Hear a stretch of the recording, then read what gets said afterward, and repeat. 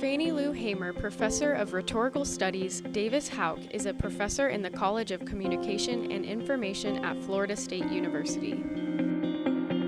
I was in Dr. Houck's class in fall of 2019. I think it was a really interesting class. I learned a lot about race and rhetoric in the United States. It was really exciting because he always was enthusiastic about everything he taught. Really made me excited to learn it.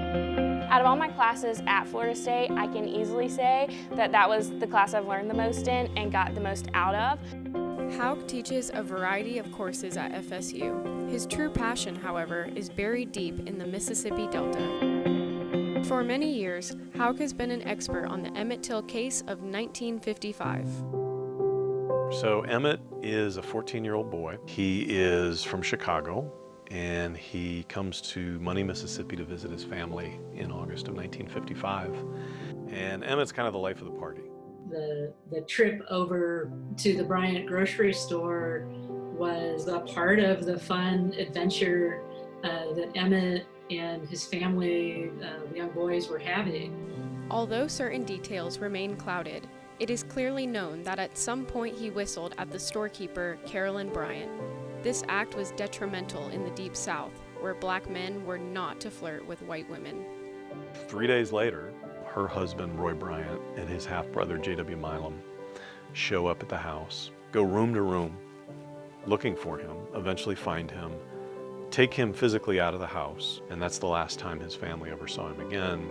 Several hours later, they had driven up to a different county, taken him to a seed barn where several men tortured, beat, mutilated, killed him. Emmett's mother, Mamie Till Bradley, committed the most courageous and stunning act that explains why we continue to remember her son to this day. She forces the funeral home to open the casket. It's closed, it's sealed, it's not supposed to be open. And she opens the box and there's this horribly disfigured thing. She can't even identify that this is her son. And then she did something that changed the whole case, which, and the reason we're talking about it right now, she allowed the photographers to come in and take pictures. I lived about 16 miles from the place where he was killed. One of my uncles came to visit us, and he brought a copy of, I believe it was Jet magazine, and the centerfold was Emmett Till. It did not look like a human being. It was Emmett Till in the casket. The media coverage of Emmett's murder and the trial that followed created a countless array of documents that were published throughout the United States. These documents lacked a permanent home until Davis Houck created the only existing Emmett Till archives at Florida State University. I did a book with one of my students here at Florida State, Matt Grindy, who was doing a dissertation on the Till case. And I was always interested in, because it is a press story, right? It's a story about how the press covered the case. That's how it got its legs in our country. Houck's curiosity led him to Mississippi, where he began an accumulation of documents. As his collection grew, he realized Stroger Library's special collections and archives would be the perfect home for Emmett's paper's final resting place.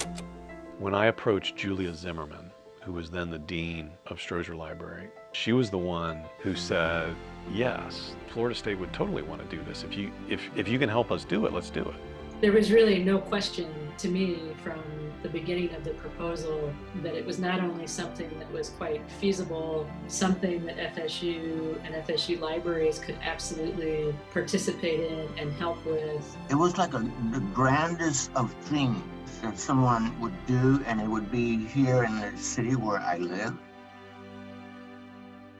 Houck also incorporates the archives into his classroom by allowing students to digitize delicate documents. As a teacher, I really love it when students can get in with primary source documents. We wrote a paper and we scanned different pieces of the newspapers and different pictures, different articles. For students to be able to compare the white press and the black press, put them side by side, essentially same stories, same day, and come to, ooh, these writers were coming to very, very different conclusions. And as conclusions are found, Houck is extremely optimistic for the future of these special collections.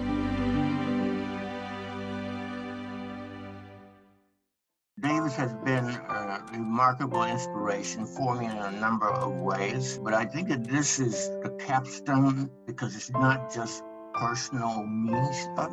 It's there for everyone and for time, all time. Our mission in hosting the Emmett Till Archives is not to own Emmett Till's story. We don't own the story. It's not ours to own. It's ours to help share. And so that's what Florida State's been very good about, is understanding that and then enacting it in all kinds of ways. Houck and his team will continue sharing Emmett's story by continuing to digitize more and more documents while expanding an archive that represents growth for Florida State University and society as a whole. Houck's team will also expand upon their central theme to tell more untold stories of the historic Mississippi Delta. I'm Emily Peters, reporting.